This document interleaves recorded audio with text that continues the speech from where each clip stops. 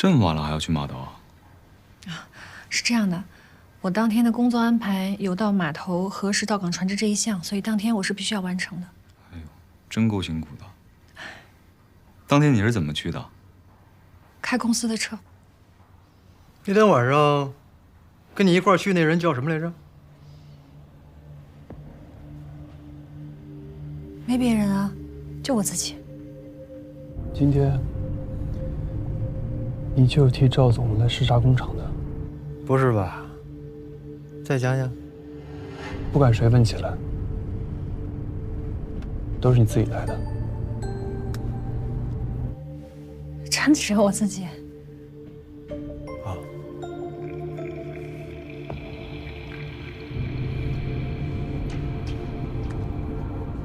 那今儿先这样，双，送了。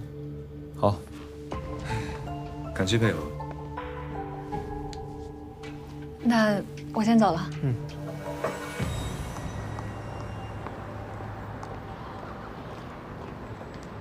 温婉的车检查完了，说是去完码头之后的第2天就去洗了车，而且连内饰都清洁过。温婉一定有问题，稍后我把信息同步给钟检察官。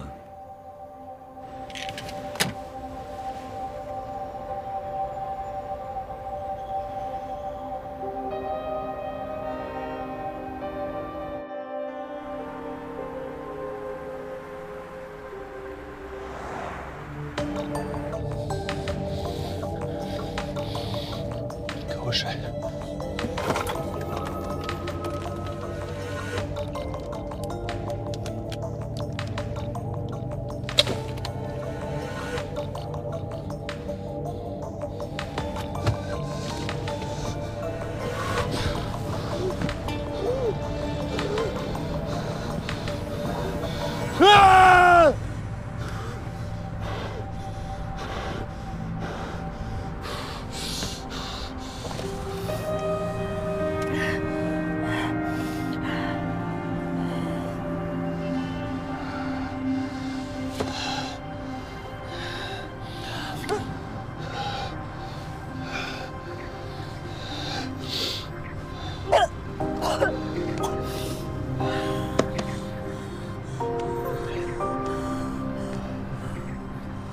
卡贝尔汀，我开。啊，乖。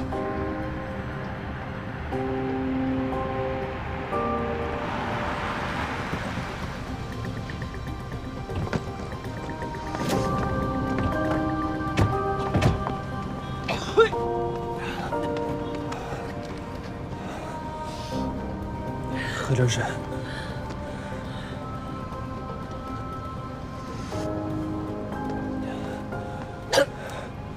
今天辛苦你了。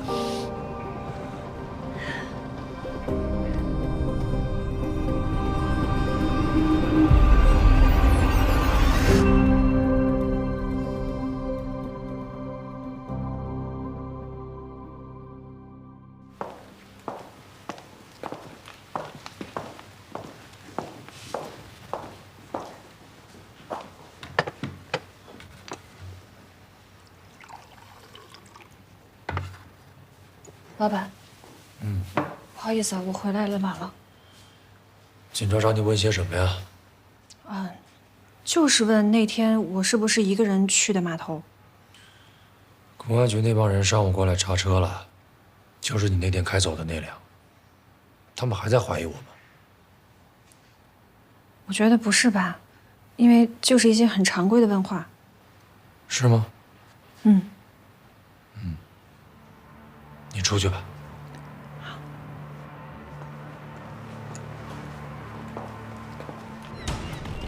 我们已经找温婉问过话了，虽然我们查到了他案发第2天的可疑行为，但这些都无法构成有效证据。走这边。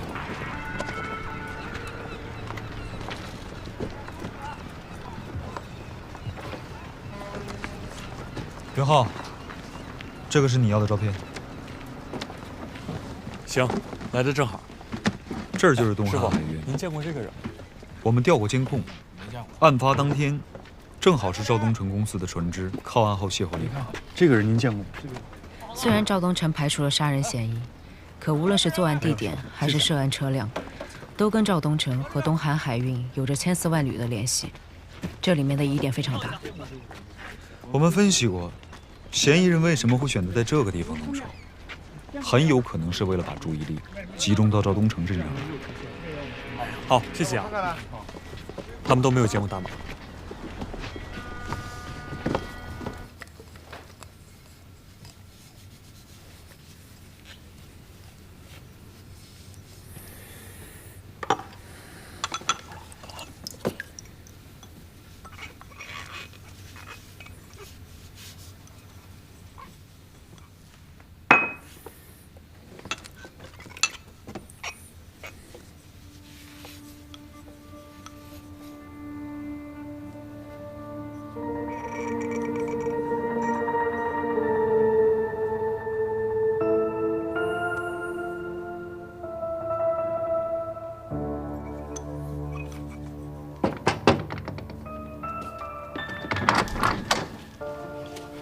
大晚上的干嘛呀？关于指纹，明儿再说吧。哎，我请你喝咖啡。这还差不多。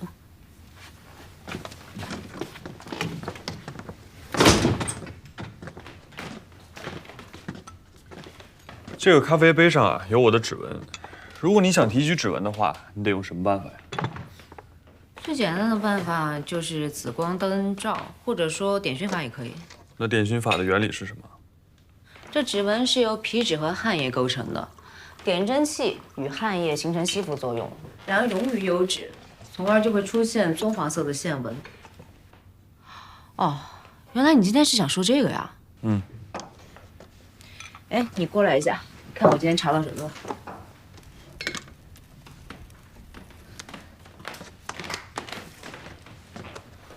这个赵东成是东韩集团的太子爷，他自己很有想法，专门开了家垃圾填埋的新型环保公司。本来呢，他在外界的评价一直都挺好的。前段时间呢，有人在网上说他的公司有问题，只不过呀，他合作的律师所真的很牛，帮他压了很多事。你知道他跟谁合作吗？宋白宇。你想一想，在大马的死亡现场也发现了古平案的证物，即使赵东成没有杀大马，但是现场有他的指纹，宋白宇轻易就可以拿到他的指纹。这个宋白宇和古平案有千丝万缕的关系，只不过现在我们找不到证据。现在我们能做的，是确定现场的指纹不是赵东成留下来的，然后我们就知道该怎么做了。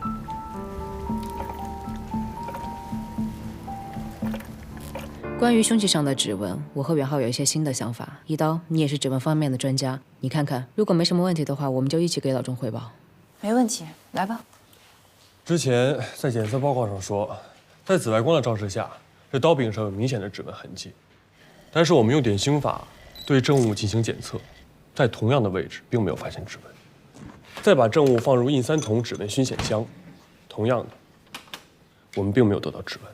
我明白了，这两种方法都没有提取到指纹，也就是说这个指纹里没有油脂和蛋白质组织。你们认为这个指纹是伪造的？对，因为指纹是伪造的，所以这指纹膜的材料，不管是硅胶还是乳胶，都不可能像人体皮肤一样留下真正的汗液、油脂和蛋白质。只有油脂和蛋白质里面的氨基酸才能与碘和印三铜发生反应，所以这个假指纹造的并不高明。对，所以我们最后对这个刀柄做了无机盐的测试，通过计算机的分析可以看出来，其实这刀柄上留下的指纹就是无机盐和灰尘构成的。这也就是说明这个嫌疑人是戴着硅胶手套，然后蘸了生理盐水，握住了刀柄，用这样的方式故意留下的指纹。而且这个硅胶手套上应该是保留了大量的水分，融合尘土之后，刀柄上的指纹会更加明显，用紫外光灯照很容易提取，所以在这样的情况下很难再分辨这个指纹的真伪。我同意你们的结论，不过话说回来了，这个嫌疑人懂得用生理盐水来伪造指纹，就证明他大概率知道指纹的构成的物质，不简单啊。但是它并没有添加油脂和蛋白质，这就说明一个问题，它无法合成真实的含盐。所以说，人体是最精密的仪器，就算再高超的伪造技术，也永远无法代替真相。只要你是假的，就一定会露出破绽。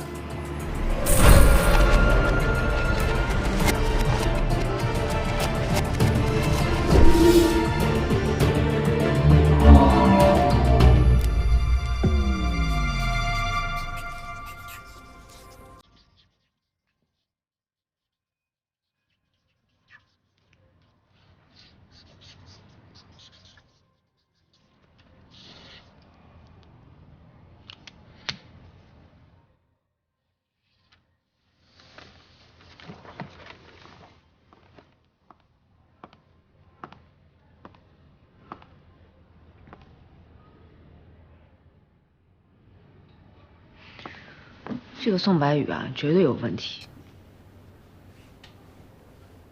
现在你明明已经怀疑他了，为什么不上报？现在还差一个关键点。初中数学你学过吧？有话直说。好，你看啊，一条直线上有无数个点，2条直线相交，才会有一个交点。我们现在掌握的这些证据都只是直线，而且完全是平行线。所以说，拿现在的这些证据，说明宋白宇有嫌疑，都是不成立的。我觉得不太行。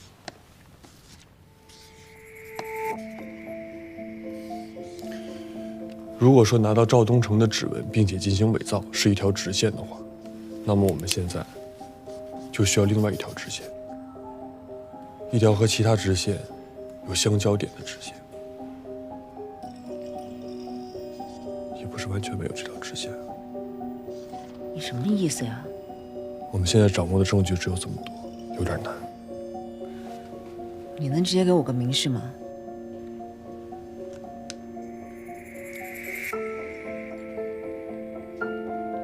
完美犯罪。你的意思是，针对伤害大马、伪造指纹的犯罪嫌疑人已经有怀疑对象了？是。你有什么想法？我跟他有一样的怀疑啊。那你说说吧。好，我怀疑宏图律师事务所的律师宋白宇和赵东成有合作，具有拿到赵东成指纹的可能性。宋白宇，王大治的辩护律师。对，就是他。他和秦修文有商业来往，而且这个宋白宇跟古平案所有的涉案人员都有关联，就这一点就很值得被怀疑。你们说的这些叫有罪推定，是不是认识赵东成的人都有提取他指纹的可能性啊？第二，宋白宇虽然本身有一些巧合，但是凭你们说的这些，他不能构成为证据。老周啊，其实还有一点，就是现场发现那些猪肉。我跟宋白宇之前是研究生同学，一起学的法律。他那时候跟我说，如果想要在野外杀人，完全可以利用野生动物破坏现场痕迹。他说用这样的方式就可以完美犯罪。你是认为现场的手法跟你这个同学说的方法高度类似，所以你怀疑他？对。能够得到赵东成的指纹，而且又知道这种反侦查手法的，我刚好认识他呀。当然，这都只是推测，一切还需要证据去证明。但是老周，有的时候巧合就是一点。有道理，是该查一下这个宋白宇。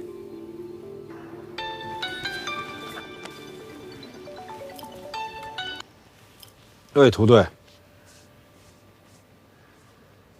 哦，好啊，这是重大发现呐。好嘞，辛苦啊！哎，公安在进一步勘查车辆时，在副驾驶发现了一些毛发和一些极其小的纺织品纤维，样本都属于秦修文，现在正式锁定秦修文为第一犯罪嫌疑人。你们现在去协助公安调查。虽然说你们的怀疑也有道理，可是咱们处理案件还是要跟着证据走。好。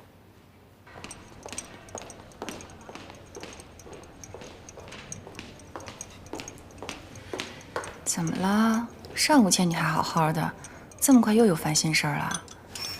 李元豪又惹你了吧？你别拿我寻开心了，我正郁闷着呢。哎，你说这个宋白宇明明这么多疑点，可每一次查到关键节点，都能被他全身而退。山峰大哥的怀疑不会出错的，没证据怕什么呀？推理大师。我没跟你开玩笑，我说正事儿。现在证据又指向秦修文，我之前的推理都被推翻了。案子有推进，这是好事儿啊。我知道，我就是不喜欢这种挫败感。你有这种挫败感也不是第一次了吧？你还有工作要忙吧？赶紧走吧。要我看呢，这其实不是推理失败的挫败感，更像是因为某个特别厉害的人经过对比产生的挫败感。我怎么可能？你别瞎说啊！我只是信心受损，需要疗养。怎么了？不想当检察官了？你说我适合当检察官吗？自我怀疑可不是山峰大哥的性格呀。就觉得自己以前挺自以为是的，其实还差得远。看到自己的不足呢，就证明你在进步，这是好事儿。可是你的优秀，大家都是有目共睹的。而且林兰，你的自信也是你优秀的一部分。还是我们一刀最好。这次除了找到秦修文的毛发，我们还复原了乙处被清理过的血迹，就是这个。这枚掌印虽然残缺不全，但是我们可以通过它的位置还原大马死前的身体姿态。被害人当时在这个位置，由站立姿态遭到强力冲击，失去平衡，倒在地上，留下了这枚掌印。从掌印的轮廓来看，大马在死前的搏斗中十分被动，双方的实力悬殊过大。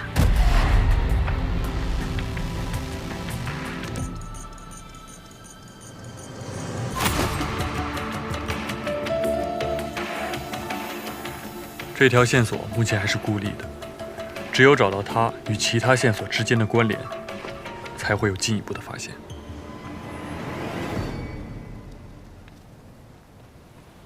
我明白你的意思，你想从已有的证据中下手，可货车的脚垫之前已经分析过了，毛发和纤维样本确实属于秦修文。这个法国犯罪学家爱德蒙·罗卡说过，物理性证据不会出差错，他不会做伪证，也不会完全消失，只会对其寻找、理解、学习的人为错误，才会减损它的价值。所以啊，这大马生前见过谁？去过哪儿？只有这个车能告诉我。可他已经告诉过我们了。如果秦修文真的在失踪前上过那辆车，他留下来的不可能仅仅只是毛发或者是衣物纤维。你来看看。有发现啊？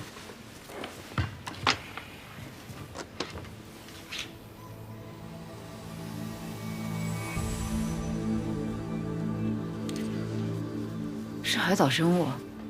这种暗红色的藻类属于红藻门，绝大部分时候生活在海里。你是吃百科书长大的吗？怎么什么都知道呀？这是常识。出血了。哎，你觉得这个是不是秦修文留下来的呀？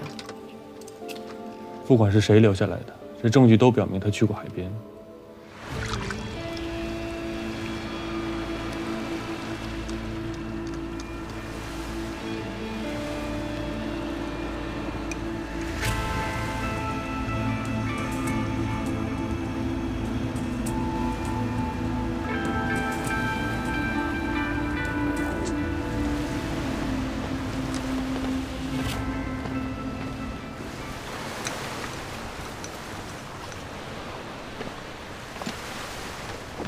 么样啊？差不多了。抓紧啊！还有好几个地方要去呢。好。师姐，我看你们列出来了10几处区域，为什么都是在海边？那就要林远浩老师来告诉你了。是这样，我们放大了大马车内脚架上的海藻物质，在这里面发现了灰色的颗粒，还有褐色的颗粒，基本可以确定，来自建筑工地的水泥粉尘，还有这些海边的砂岩。这些沙土应该是属于本市沿海，也就是说，大马在跟秦修文见面前后，极有可能到过其中一处沿海区域。只要我们能锁定那个区域，就一定能找到秦修文的线索。所以，我们应该缩小范围，寻找同时拥有海岸和工地的区域。聪明。走吧，去下一个地方啊！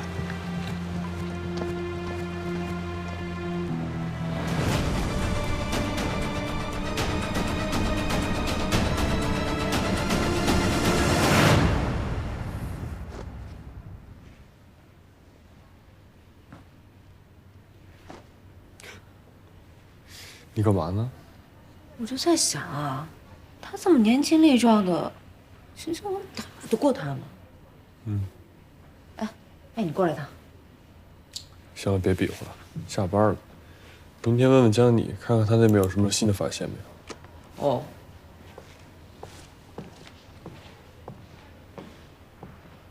翡翠冰，他们还好吗？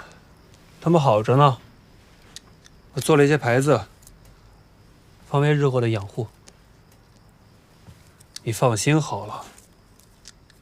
这亲儿子也不见你关心，就关心你这些植物啊。你最近什么时候回来啊？公司这边有些事情还没有处理完，过些日子吧。行吧，你先忙吧。你挂吧。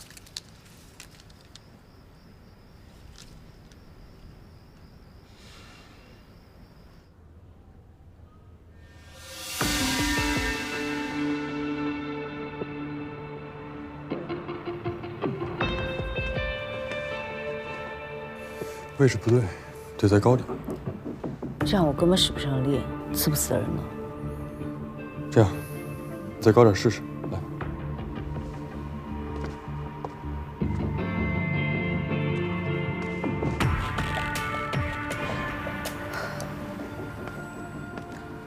这样根本刺不进去。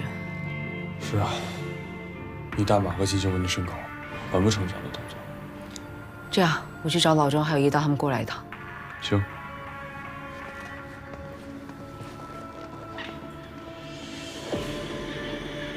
我重新分析了一下大马的尸检报告，有一些疑问。琳达，看。领导，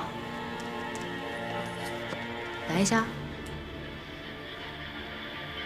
来吧。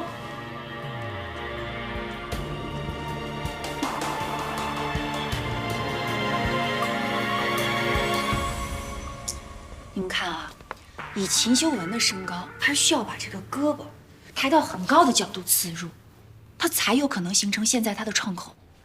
可你这样使不上劲儿啊，它不符合人体的构造。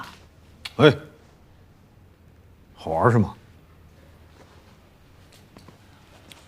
老钟，以大马身上伤口来看，这个凶器得是从斜上方刺入的，所以这个嫌疑人的身高必须得在1.85米以上，才有可能造成这样的倾斜角。根据这个实验结果来说，这个秦修文不是嫌疑人。哎，有这种可能吗？就是两个人搏斗，由于角度特殊造成的。很难，以秦修文的身体素质，他根本就打不过大马。如果他们俩真打起来了，大马一拳就把他干倒了。而且以现在凶器刺入的角度，这个秦修文他不可能以这种姿态来杀死大马。秦修文身高1.75米，死者的身高跟我差不多。宋白宇多高？189。你多高？86。哦，来吧，你比划一下。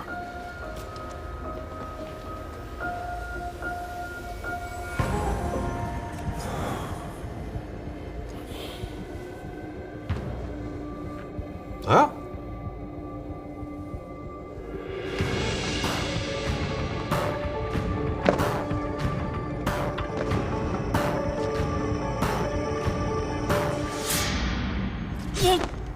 这高度差不多。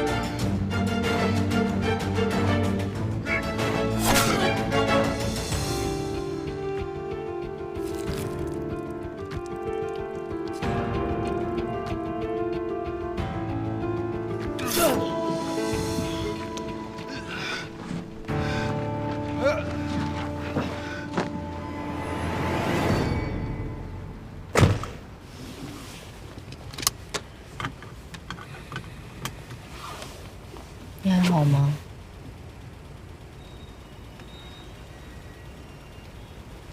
人心是复杂的，我当然希望不是他，但是我不会以个人感情去判断，我只想还原真相。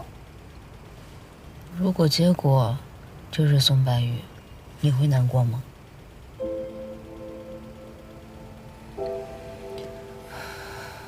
我也有过这样的感觉。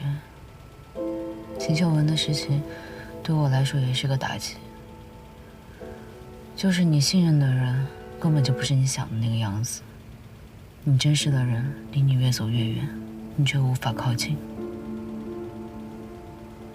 如果再能遇到秦秀文，我只想问他为什么要这样做。理由呢？我觉得他一定是另有苦衷，不然不会如此。不，无论什么理由，他都不应该走错路。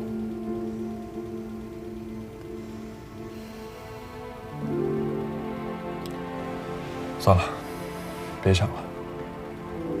这真相就在证据里，只有解开真相，才能找到所有答案。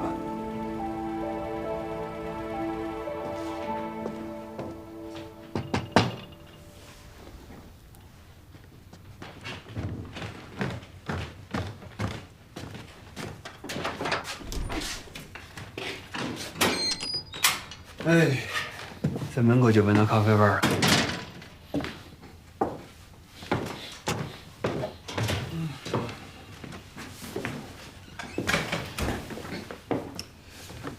肯尼亚，对，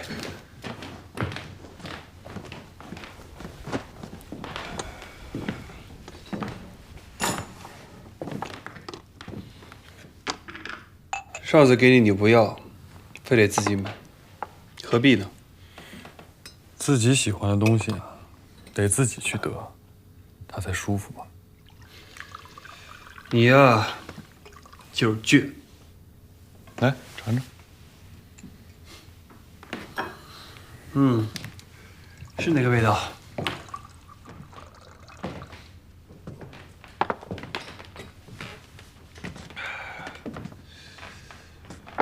说吧，找我什么事儿啊？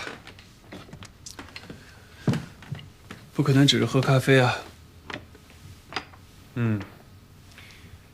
就是想跟你聊聊完美犯罪。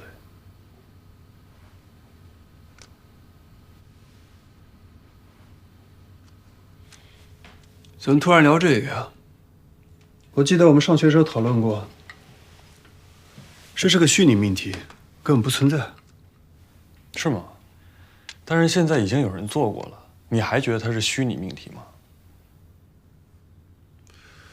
我就是个律师，我又不犯罪，我怎么知道呀？老宋，我告诉你啊，这个完美犯罪只是一时的，罪犯制造证据，而我们发现证据，这只是时间的问题。但是最终我们一定会赢的。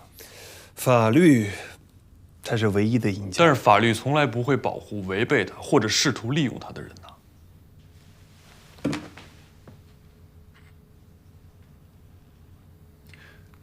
你今天感受倒是挺多呀。没有，就是工作中突如其来的想法罢了。可是你从来不跟我聊你工作中的事情。我在跟你说呀，你懂了吗？我不懂。行了，这累了一天，不跟你说这费脑子的事情。不过啊，有2个字我倒是挺喜欢的，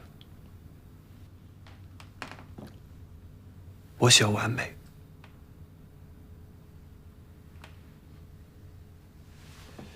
咖啡我喝了啊。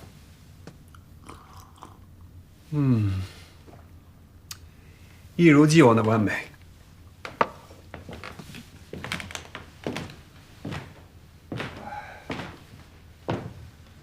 我还得回到公司。以后啊，不要老是讨论这种严肃话题的时候再找我。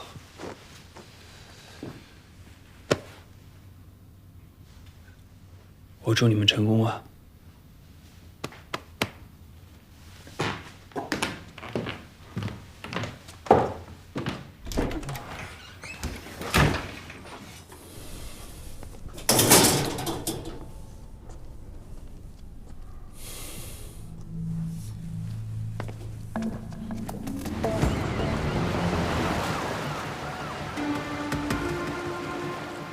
所有人，周围都查一遍，仔细一点。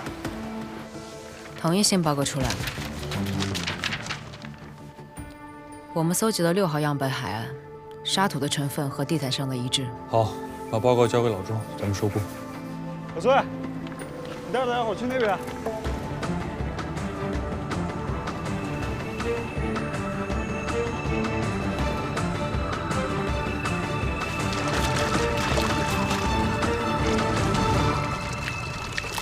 小明，过来，看一下。没错，就是这双鞋。李队，有发现？报告来了。谢谢。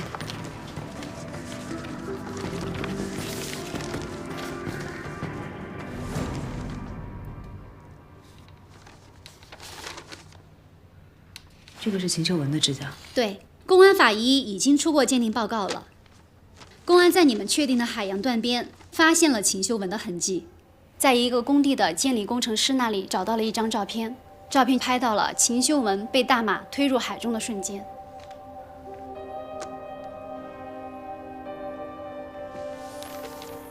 秦秀文消失了太长时间了，以悬崖的高度，还有海水的深度，她生还的几率微乎其微。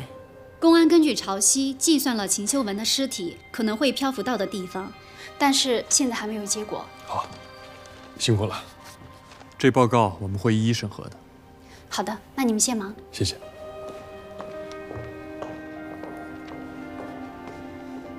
秦秀文死了。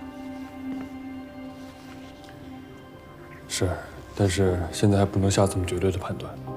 越是这种时候，越要冷静，这样才能洞穿假象，明白吗？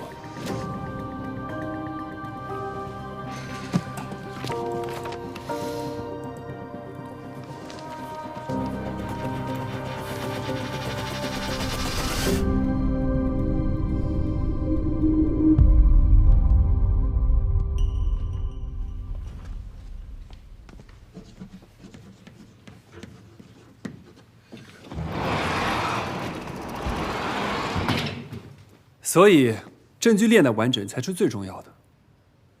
我们设想一下，如果在一个犯罪现场，犯罪嫌疑人的足迹、生物组织等等证据都被野生动物、天气或者人类活动破坏了，如果野生动物、天气或者人类活动都是被设计和控制的，追寻者追寻答案的过程也是被控制的。那这是什么？我们都知道，证据问题是诉讼的核心问题。如果证据不足以还原事件的本来面目，那就无法进行裁决。只要可以利用证据或者破坏证据导致证据链不完整，那就无法进行诉讼。而此时，追寻者追寻答案的好奇心会使他进入预设的跑道当中。他在跑道上看到的每一个风景，都是被设计的，这就是完美犯罪。不可能。为什么不可能？本来就不可能。你说的这些只存在于理论，实际中根本完成不了。人只要活动，就一定会留下痕迹。你就算智商再高，也不可能超越自然规律。消除痕迹，就会留下消除痕迹本身的痕迹。那破坏痕迹也是一样的。但是追求证据的人，不会永远被诱导。像你说的这个完美犯罪，或者说是试图操纵他人的犯罪行为，根本就是幻想，那是虚拟命题，不存在的。不错，不错，不错，很精彩，感谢两位同学的辩论啊。同学们，以证据链的还原为主题，每人一篇论文，下周交啊。来，下课。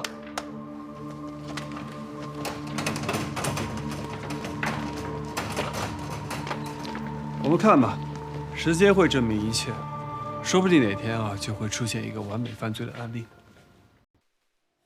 黑夜是向更深的彼岸，扬起的迷雾模糊了边界，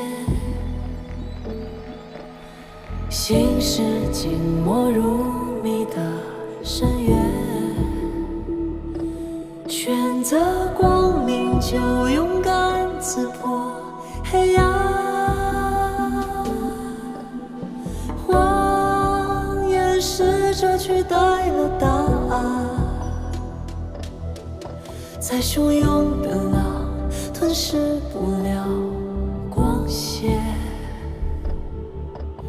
心是灯塔在风暴里沉潜，身为光明就义无反顾的耀眼，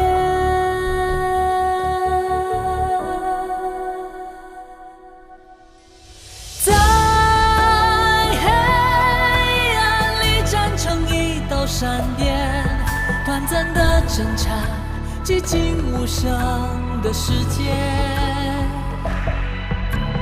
照亮每一次未知的冒险，哪怕只有一个瞬间。